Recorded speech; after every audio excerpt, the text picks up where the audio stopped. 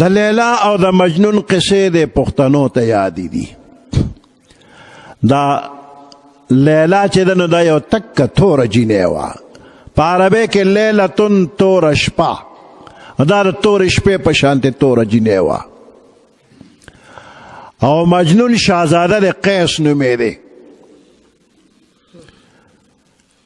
په دې مازدیګر کې دا جینکۍ دیهاتو ته ځي او د ارټ نه منګي ډکوي یا د سیند او د نهر نه منګي ډکوي. نو لیلا سره د نورو جینکو ارټ له تلې وه، منګي یې ډکو. هلته مجنون ولاړو. نو لیلا مجنون ته وی قیسه ارټ اوچورله وه، منګي ډکو.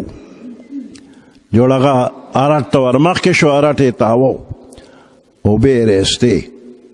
جینکو منګي ډک کړل، خو ده ته یې ونه وی چې بس دی. هغوی لاړلې او د نن مازدیګر نه داسې سبا پورې دی لګیا دی او شوق سره ارټ چورلی، خو دماغ کې دغه آواز راځي چې لیلا وی چې قیسه ارټ وچورله وه، منګي ډکوم. دا خبره دماغ کې بار بار راځي او د شوق سره لګیا دی ارټ چورلی. سبا مازدیګر چې بیا جینکۍ راغلې، وی کتل لیلا دی نورو ته غضب وشو. دی هلک ته موږ نه دي ویلي چې بس دی خو پرونه داسې لګیا دی. زر منګي ډک کړی چې ورته چې بس دی. چې منګي ډک شو نو لیلا آواز ورکوي قیسه بس دی، منګي ډک شو، بس کا. نو دی ورته ها ها ایله بیله یو چک دوم ارټ ته وکړه، دا وایي چې بس دی.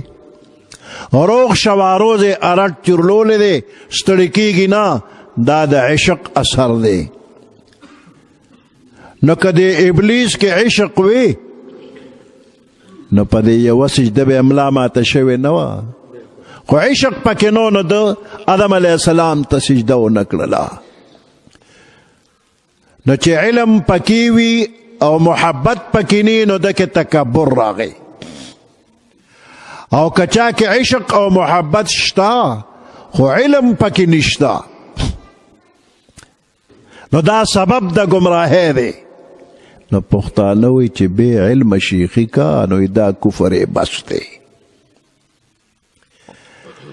یو پیر صاحب په یو ځنګل کې خپله پیرخانه او خانقاه جوړه کړله.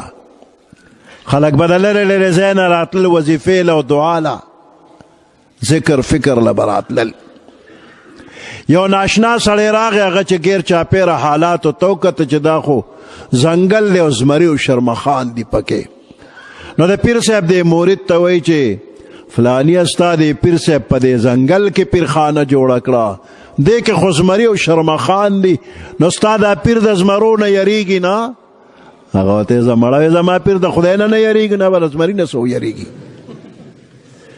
نو د خپل پیر محبت ډېر ښه دی، خو دې بې عقله کې دونه عقل نشته چې وایي زما پیر د خدای نه یریږي، نو د زمري نه به څه یریږي. نو چې بې علمه شیخي کا، دا کفر بس. میدان عرفات کې چې بندیانو د الله سره خبرې وشولې او په دې بندیانو کې عشق او محبت پیدا شو، نو دغه بندیانو کې هندو هم ولاړو او د هندو د الله سره خبرې وشو. هندو الله ته وی چې بلا انت ربنا، نو په دې هندو کې هم د الله عشق او محبت پیدا شو. د دغه عشق او د محبت د وجې نه هندو ټول عمر د الله عبادت کوي. د سیند په غاړه د رمسال جوړ کړي وي او شپه کې په سیند کې ولامبي او د رمسال کې عبادت کوي. نو ټول عمر هندو د الله عبادت کوي، خو د دې عبادت باوجود پښتون وایي هندو ستړی خدای ناراض. هغه ټول عمر ځان ستړی که او ته بیا هم وایې چې خدای ناراض. دا ولې؟ واقعي خبره ده چې هندو کې د الله عشق او محبت شته، خو د محبت لار ته خطا شوې ده. نو چې لار خطا شوه نو هندو ستړی او خدای ناراض.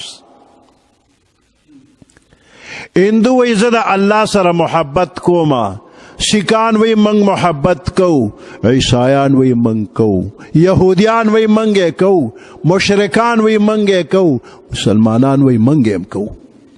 نو ہر انسان وی زدہ اللہ سره محبت کو ما. نو دا محبت پا دے دعوی کے سوک رشتینی دے او سوک پا دروغا، سوک پا حق او سوک پا نا حق. نو دے دا پارا یو معیار او پیمانہ پکار دا.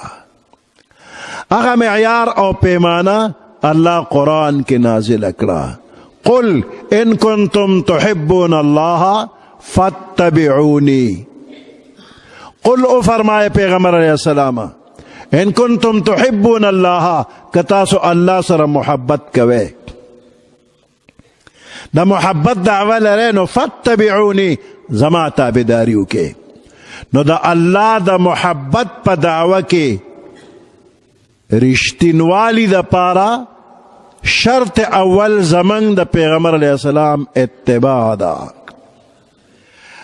نو چتر پیغمبر علیہ السلام اتباعو کے تابداریو کے نو یحببکم اللہ، اللہ بستاسو سر محبت اکی. او که پخوا نپوی دی گناہ دا نشوی ویغفر لکم ذنوبکم، اللہ بدتا گناہو نماف کی، واللہ غفور الرحیم.